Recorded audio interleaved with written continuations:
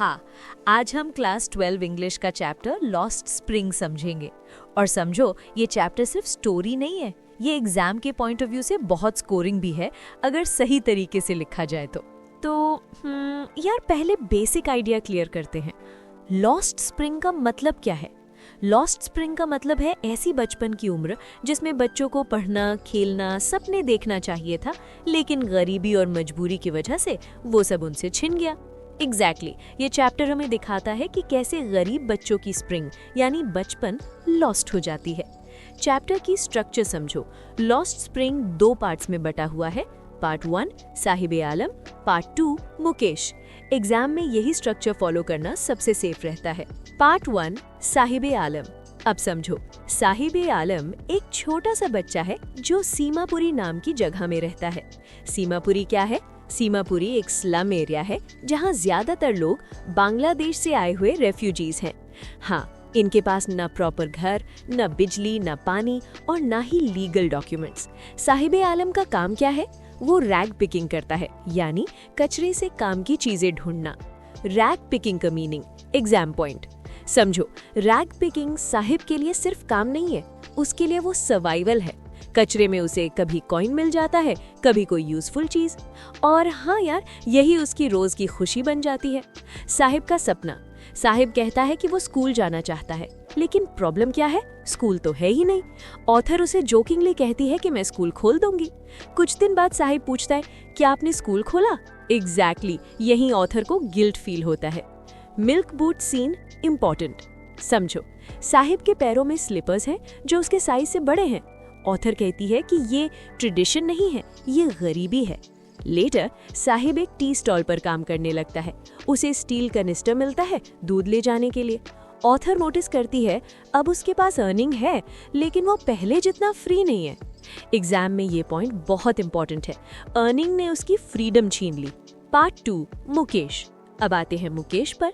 मुकेश रहता है फिरोजाबाद में। फिरोजाबाद किस लिए फेमस है? बैंगल मेकर्स के लिए। समझो, यहाँ जनरेशन से लोग बैंगल्स बना रहे हैं। कंडीशंस ऑफ बैंगल मेकर्स, यार यहाँ काम करने की कंडीशंस बहुत खराब है। Dark rooms, poor ventilation, high temperature, glass dust, इन सब की वजह से लोगों की आईसाइट चली जाती है। एग्जैक्टली, कम उम्र में ही लोग ब्लाइंड हो जाते हैं। Social trap, very important for exam. Author बताती है कि ये लोग सिर्फ गरीब नहीं है, ये सिस्टम में फंसे हुए हैं। सिस्टम क्या है?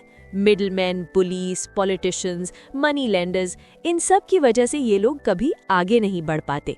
एग्जाम में इसे विशियस सर्कल ऑफ पॉवर्टी कहा जा सकता है। मुकेश का ड्रीम। मुकेश अलग है। वो कहता है कि मैं मोटर मैकेनिक बनना चाहता हूँ। एग्जैक्टली, ये चैप्टर का सबसे होपफुल मोमेंट है। मुकेश जानता है कि रास्ता लंबा है, लेकिन वो ड्रीम छोड़ना नहीं चाहता। ऑथर नोटिस करती है कि मुकेश का ड्रीम ही उसकी सबसे बड़ी ताकत है। Central theme of lost spring. अब समझो, लॉस्ट स्प्रिंग का मेन थीम है child labour, poverty, loss of childhood, social injustice. Author हमें गिल्ट फील कराने की कोशिश नहीं करते, वो हमें रियलिटी दिखाती है। एग्जाम में कैसे लिखना है? Very important. What to write? Clear introduction. Lost spring is about loss of childhood due to poverty. Proper structure. Part 1 Saheb-e Alam, part 2 Mukesh. Key examples: rag picking, tea stall job, bangle making, dream of becoming motor mechanic. Theme clearly mention करना, poverty plus child labor plus lost childhood. What not to write? अब यार यहाँ students गलती करते हैं। मतलब story को novel की तरह मत लिखो, एक्स्ट्रा इमोशनल लाइंस मत जोड़ो, ऑथर की बायोग्राफी मत घुसाओ, अनरिलेटेड सोशल ज्ञान मत दो।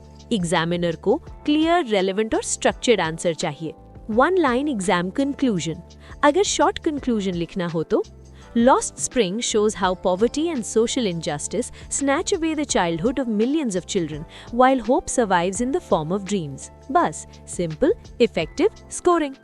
Final teacher note, आस्था मैम स्टाइल। हाँ, लॉस्ट स्प्रिंग कोई टफ चैप्टर नहीं है। प्रॉब्लम सिर्फ ये है कि स्टूडेंट्स इसे इमोशनली पढ़ लेते हैं और एग्जाम में स्ट्रक्चर भूल जाते हैं। समझो, अगर तुम theme plus examples plus clarity इतना फॉलो कर लो तो ये चैप्टर गारंटीड मार्क्स देता है। बस राइटिंग क्लीन रखो, ओवर स्मार्ट बनने की जरूरत नहीं। और हाँ, अगर ऐसे ही एग्जाम ओरिएंटेड एक्सप्लेनेशंस और क्लीन राइटिंग गाइडेंस चाहिए तो स्मार्ट स्टडी विद सूरज को सब्सक्राइब कर लेना, ताकि रिवीजन के टाइम सब कुछ इजीली मिल जाए।